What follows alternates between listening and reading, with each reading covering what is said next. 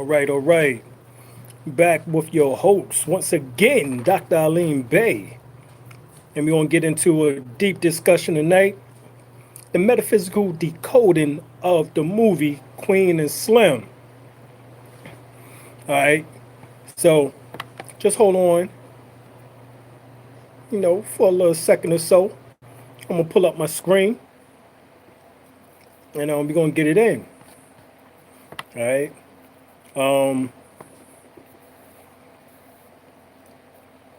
I really wanted to take time out and really get into the actual pictures and books and articles and so forth and so on. But we're going to do it this way for right now. All right.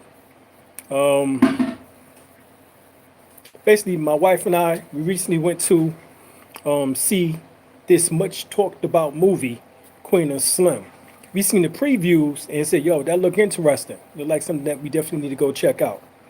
Well, it was released on Thanksgiving Day, a day of mockery of the defeat of the Moors as the original Turks, i.e. Turkey, and then during the 70s, Jive Time Turkey became one of the derogatory phrases in which that was utilized, in discussion between so-called Negroes, American Negroes during that time period.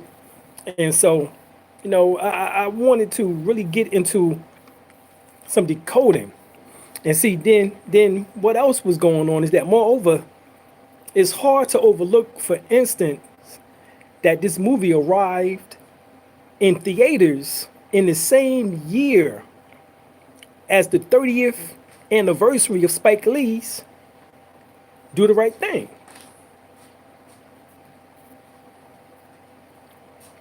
Okay. 1989 to 2019. All right, so what we find out that it was written by a queer, so-called black woman, as we say, American Aboriginal woman. Her name is Lena White, and it was directed by another Aboriginal woman, melanated. And her name is Melina Maskowska. All right, Maskowska, and then of course the stars, two heavy melanated persons. My man Daniel Kaluuya, from Black Panther, and Jodie Turner Smith, who happens to be married to a European. All right.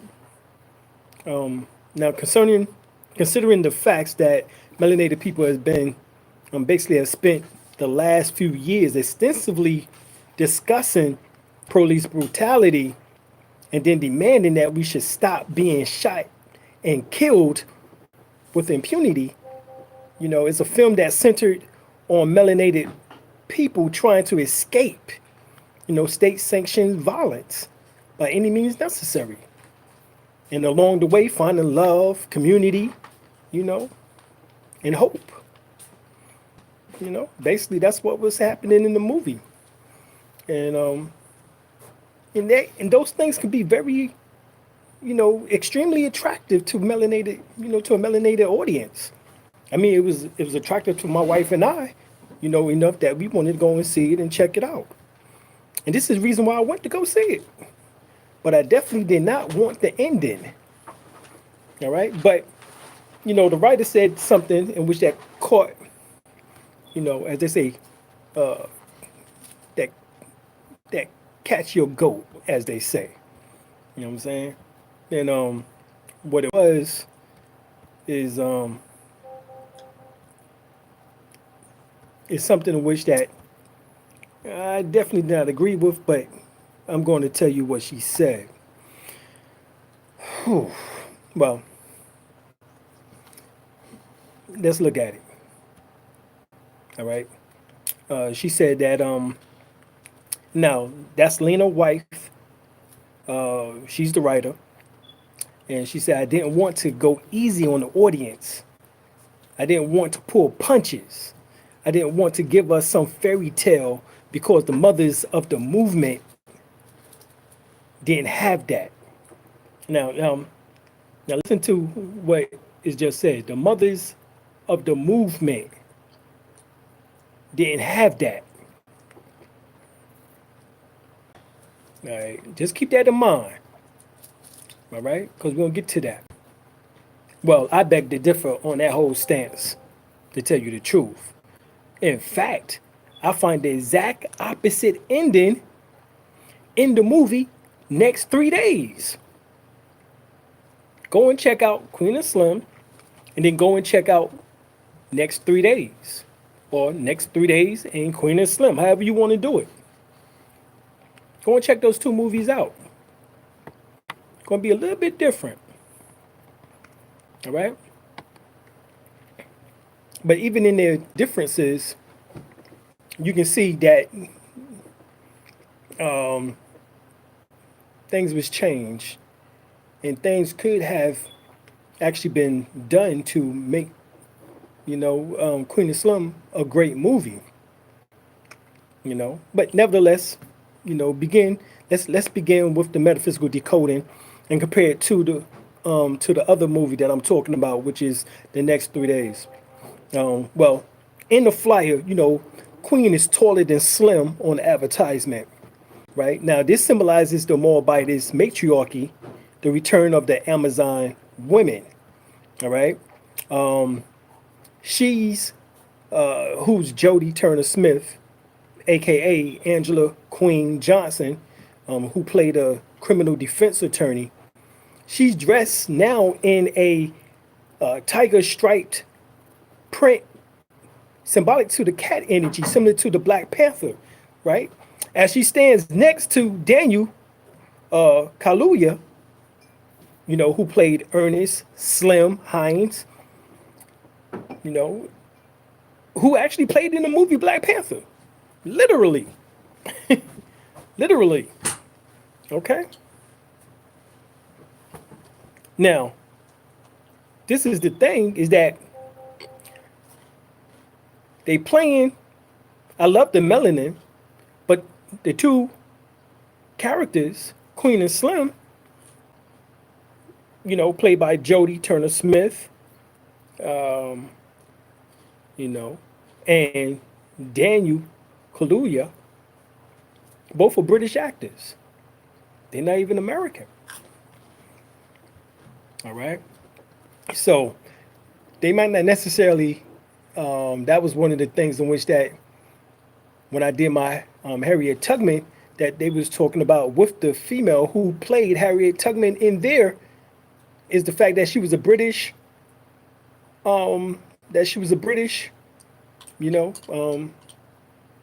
actress. But she may not have the full culture of the racism and sexism in which that is involved here in the United States. All right. So that becomes one of the issues. But that's a side note. The plot follows the two who goes on the run after killing a policeman, right? That was played by Sturgill Simpson. Sturgill Simpson. Right? And he get killed in self-defense. Slim kills him. Right? But the key word is self-defense. And this was just doing a regular routine traffic stop, that could have just simply been given a damn warning ticket. All right? But this whole episode that happened was actually videoed on the cop's camera for the world to see. Now, that's not unlike Rodney King incident in which that took place, in which that brought about the Spike Lee movie. Okay? All right? Or, actually not brought about the Spike Lee movie, but, it was during those same formative years, I know, of me getting conscious All right, so we're talking about 89 to 92. All right, those 3 years. All right, we talking about some of the same things that took place between those 3 years condensed into the movie was Spike Lee because of other incidences in which that took place. All right, I won't get into all the names. I'll talk about that at the end. But anyway, Queen, all right, stating that she was a lawyer didn't have any effect on the situation. Seemingly, it made the shit worse. Right?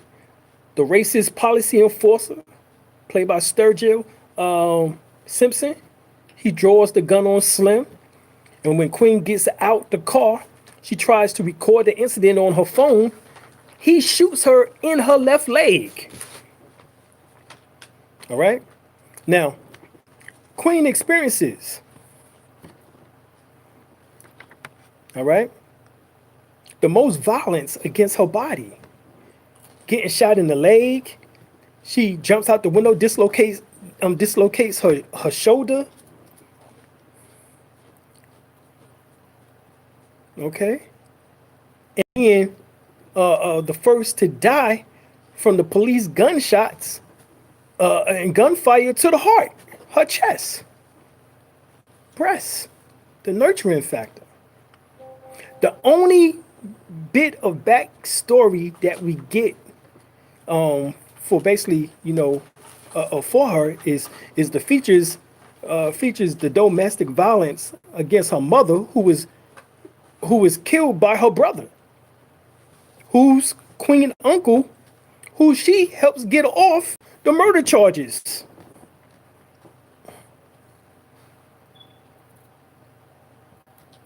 Okay, so you got to think about that. That's some serious. That's some serious damage that we're talking about. So, Trauma, yeah. that's some serious drama. Trauma. But drama, all of it. Serious. Serious. So Queen experienced the most severe and the most violence against her in this movie, the woman, symbolizing the struggle that she has to go through. You know what I'm saying? And it's unwarranted because we become part of that problem, brothers. For the woman. With our male chauvinistic attitudes. Okay?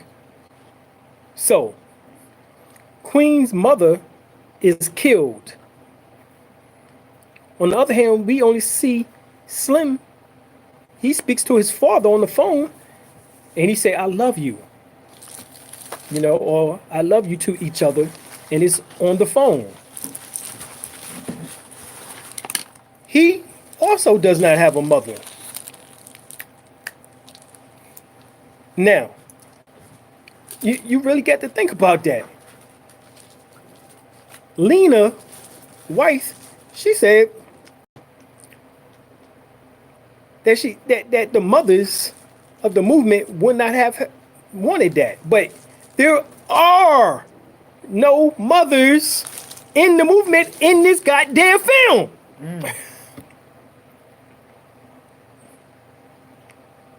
Who's the mothers? Slim? You didn't see Slim's mother. The only thing you seen of Queen's mother was the grave site. Even the young boy who shot the so-called black officer, you only seen his father. There was no damn women in the movement in this film. All right. Furthermore, according to the ancient Sumerian traditions, the ancient Kemetic Egyptian, it is the left foot, the left leg that goes forward to trample down evil. The fact that she was shot in her left leg showed me from the goddamn, at that instant, all right, damn near the beginning of the damn film, they was not going to make it. Unlike in the movie, Next 3 days, starring Russell Crowe as John, what's his name? John, Brennan, and Elizabeth Banks as Laura Brennan, where Laura Brennan is wrongly convicted of murdering her boss and is sentenced to life in prison. All right?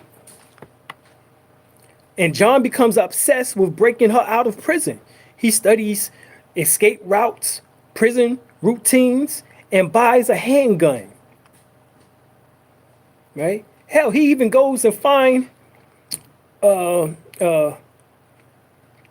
guy who wrote a book on how to escape prison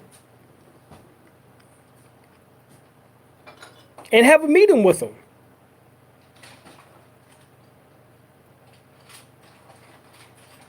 All right. He tries to go and break out the prison with a bump key and almost get his ass caught. Almost get his ass caught. So he had to come up with another routine. So by this time, all his money, almost all his money is gone because he was trying to get passports and everything done. They beat his ass. Police, like I said, is now, beginning to start thinking he might have something to do with it. Matter of fact, is the dude that played in Walking Dead, who's now in the TV show Fear of the what is it? Fear of the Walking, what is it? Fear of Dead? What is it called? Yeah. What is it called? Fear of the Walking Dead. Fear of the Walking Dead. And what's his name? Who? The brother who was in the movie Next 3 Days, who's in the movie with Walking Dead and now Fear of the Walking Dead. Oh God, what is his name? The one who carries the stick. Yeah, well, he's the one who carries the stick, martial artist, who was in there. He's now, anyway,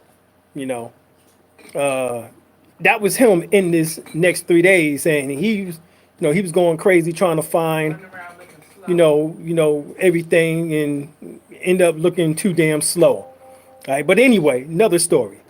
John Brennan, who's played by Russell Crowe, he tells a local drug dealer to a drug house and robs it of his cash because he needed extra money because he done basically spent all his money trying to do all these things, and he got ripped off by drug dealers and so forth and so on. So now he's trying to get the money back. He ends up doing that, right? Ends up killing the drug dealer, whatever. Now, so the police are misled by the escape plan fragments that John purposely leaves behind. All right? And so they delayed the wrong flight while John, Laura, and Luke, their son, successfully boards a plane to Caracas and get the hell out of Dodge. I think ends up going to South America, if I'm not mistaken. So they successfully made it out. But Lena White said that she didn't want to give us a fairy tale. But damn, in this movie, I guess this must have been too much of a fairy tale. Is it? She definitely would say that next 3 days was a fairy tale, wouldn't she? Well, her version is reality. But is it? I mean, she used Cuba as the getaway destination for Queen and Slim. Maybe it was naive to be hopeful about the couple's chance for survival. But Queen and Slim, this movie's been built for us, by us, for us and by us. FUBU. All right. Moreover, we have a very realistic example of someone who did escape and went to Cuba. Assata Shakur. She escaped prison. Clinton maximum security prison. The same prison her nephew Tupac Shakur was in prison for rape. The irony. She made it out of the United States to Cuba. Assata Shakur is a former member of the Black Panther Party, 1970, and the BLA, the Black Liberation Army, in 1971. You know what I'm saying? And who was convicted of the first-degree murder of the state trooper, Warner Forrester, during a shootout on the New Jersey Turnpike in 1973. Right now that's about as realistic as you can get. Unless, I mean, there's some who say that all that shit was orchestrated. Tupac was an agent, and that shit was orchestrated along with Assata Shakur. I don't know. However, what I do know is that in the goddamn movie, Queen and Slim literally cites the very real escape of Assata Shakur to Cuba when Assata's life was endangered by the state. We know that she's still with us. I think she's around 73 years old. She lived to tell her own story of her, of her being in the movement, defining her autobiography. She's still inspiring generations of people today. And she's still building her own legacy while alive in Cuba today. This real life precedence for the realism crowd to allow Queen and Slim to escape, to be free, to be well. That shit was real. Realistic. Because it's already been done. So obviously, this movie was not meant for you to feel free, nor to be well. Okay, enough of my rant. Back to the goddamn movie. Queen and Slim. Slim tackles the racist policy enforcer, because they're not officers, and I won't get into all of that right now, before grabbing his gun and shooting him in self-defense, right? Queen tells Slim that they either have to go on the run or will spend the rest of their lives in prison. She knows. She was a criminal defense lawyer. So on the lam, they traveling from Ohio, Louisiana, Alabama, into Florida. All right. And then, I think it was in Alabama, a sympathetic melanated police enforcer stumbles upon them, but he lets them go. Then you have the betrayer, right? The Judas at the end. All right. Make me think about KRS-One when he said there's always a Judas.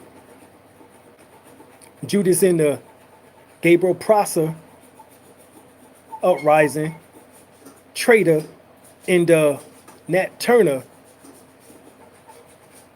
uprising, traitor in the goddamn movie Queen and Slim.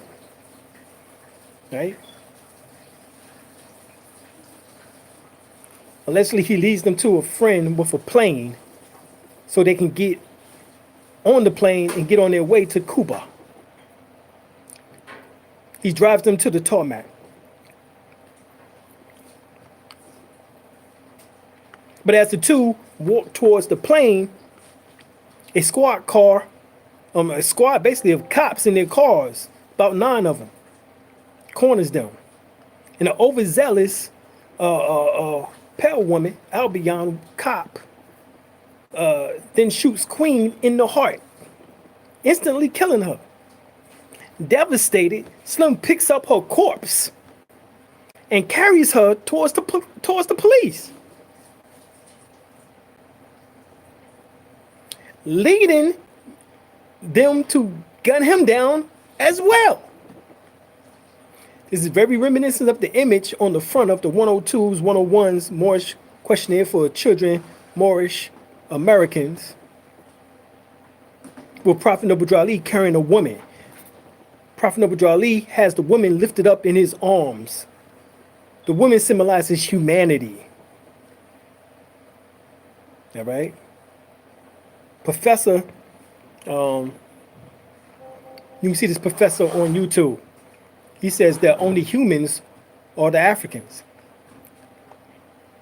Everyone else that has Neanderthal blood, you know what I'm saying? And based on the ratio of that Neanderthal blood between that 1% to 10%, whatever the case is, means that they're not quite human. Hence, the term, like Minister Farrakhan says, mankind. All right? The only humans are those who are Africans. All right?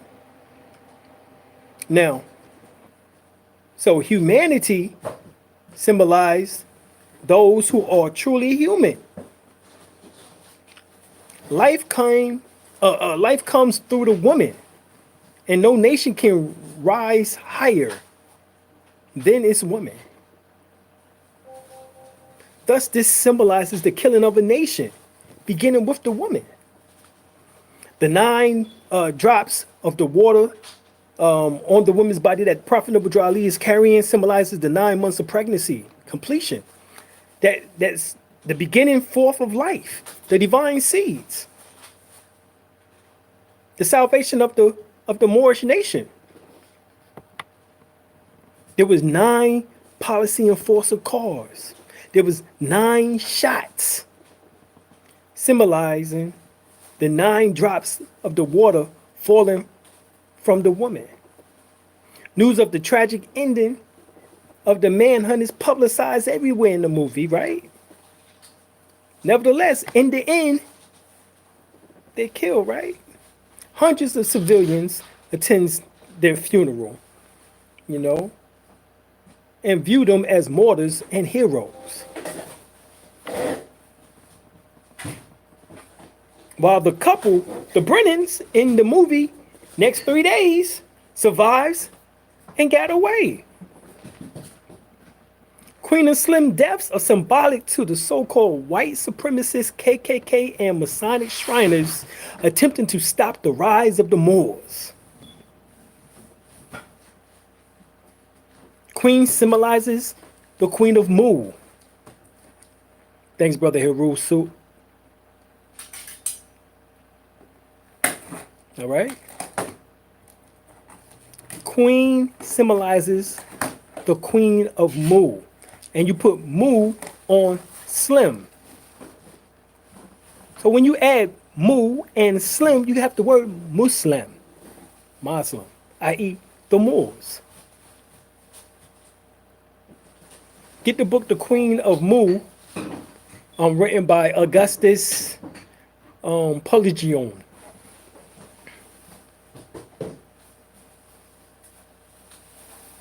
I heard complaints concerning the fact that why couldn't it have been Queen and King? Well, in at least 3 scenes in the background, the word King showed up with Slim in the shots. No coincidence. So he was a king and she was a queen. Noble Ali said that before the Europeans came here, there was Moors living all up and down the Mississippi.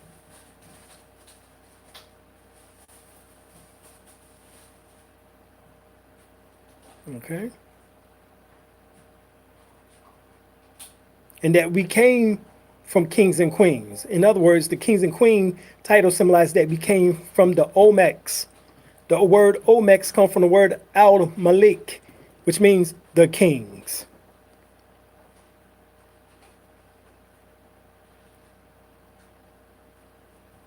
So she was a queen, not Quean in this case, even though her uncle, Bokeem Woodbine, was a pimp. He played a pimp in this one. Right? Now, the crazy shit is that India Moore, right? India, as in India, um, indigenous, indigo, and then Moore, the last name Moore, India Moore, she played the character goddess. However, India Moore just happens to be a transgender.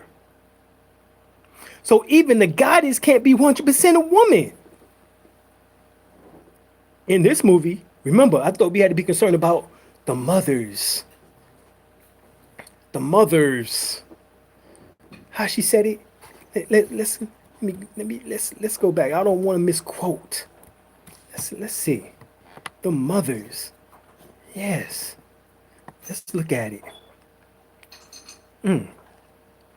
I didn't want to go easy on the audience. I didn't want to pull punches. I didn't want to give us some fairy tale because the mothers of the movement didn't have that. Once again, what mothers in the goddamn movie?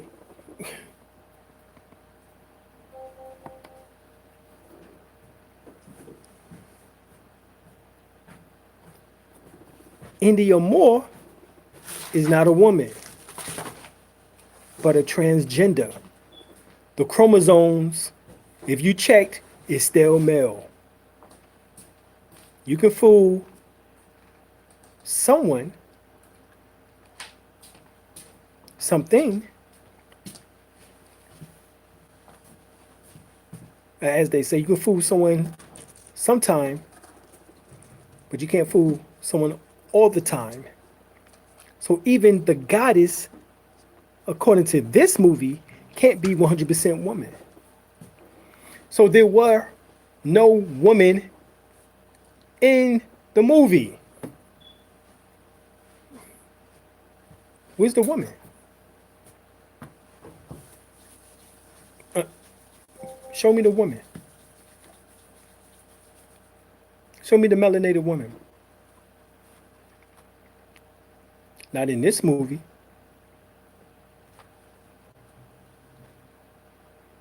And then the women, along with India Moore, who played the character goddess, the women who was there in the room, they weren't very motherly. In fact, they was Bokeem's, Woodbine's, the uncle property, in a sense. They was his whores, as he was the pimp. Right, and they said it made him feel like a king in the house. It said out there in the world, he ain't shit. But in here, he is the motherfucking king. So see, they go to reference to king again. But now it's the king of the pimp. It's the pimp king. And the transgender said it. And the transgender is the one who said that.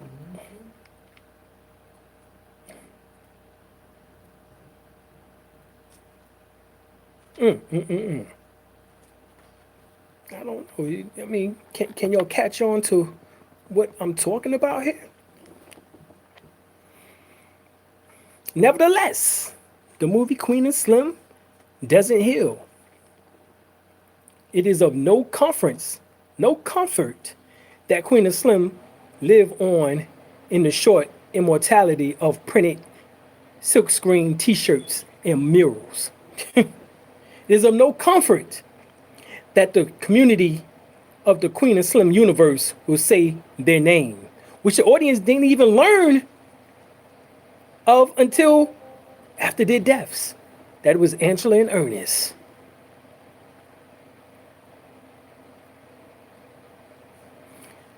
These are just two more names to add to the ever-growing list of so-called black people murdered by the police to store in our over-traumatized minds.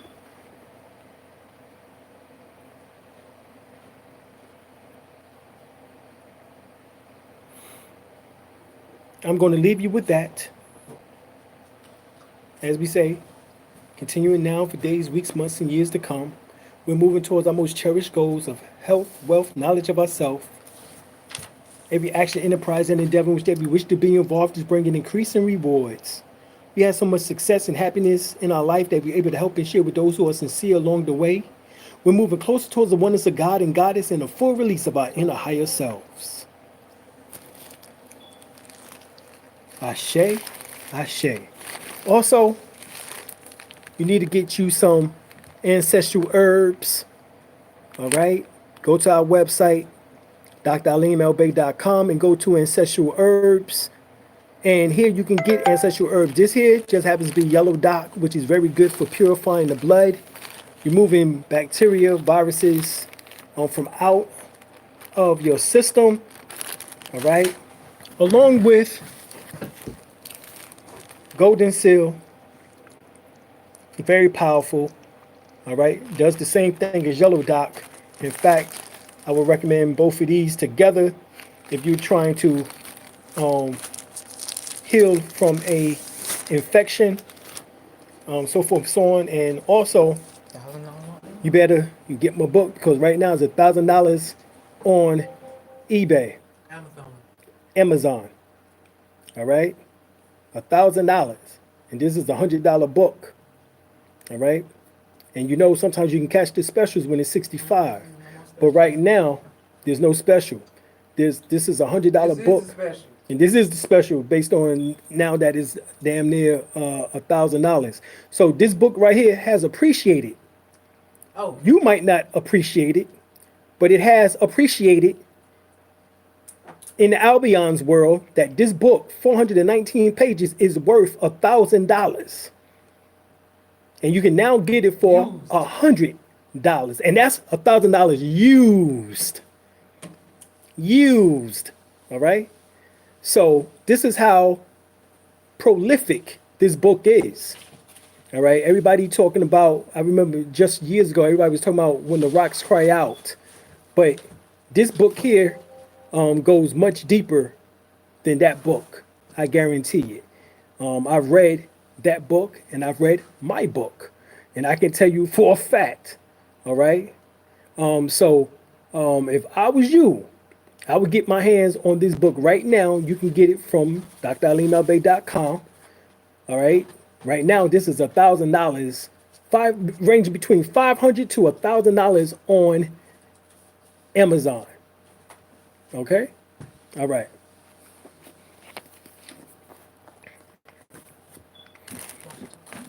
All right. We got our Washita, United Washita Conference coming up. That would be March 20th, 21st, and 22nd. Friday, Saturday, and Sunday, 3-day event, 3 days. All right, if you want further information, you go to calendar of events on dralimlbey.com to our website, and you will see more information concerning such. So this is in a month and a half, y'all. Another month and a half. That's all you get. All right, this is our 20th anniversary United Washita Conference, and you will be learning law. So we're dealing with universal law, natural law, international law, national law, which is dealing with constitutional law, dealing with even what people perceive to be law, statute, codes, rules, regulations, ordinances, etc., etc. 2, the science of healing. Everything from Tai Chi, Qigong, Wing Chun. All right, my teacher, Grandmaster Wing Chun, 61 years, will be here. All right, I'm not 61, but he's been studying Wing Chun and Walloon Kung Fu for 61 years. All right, 61 years. He's 70 now, and he's still rolling around on the floor. All right, getting it in. All right, he's getting it in. I'm telling you. All right. You also gonna have Sifu Elohi. All right. I know him as Dark Waters. You know him as Dark Waters. He also studies Wing Chun, but he also studies Shaolin Kung Fu, and also studied with me in Qigong and Tai Chi. All right. We formed our own system. Oh shit! Now, yeah, we got our own system. God damn it. Yeah. Yeah. What y'all know about that?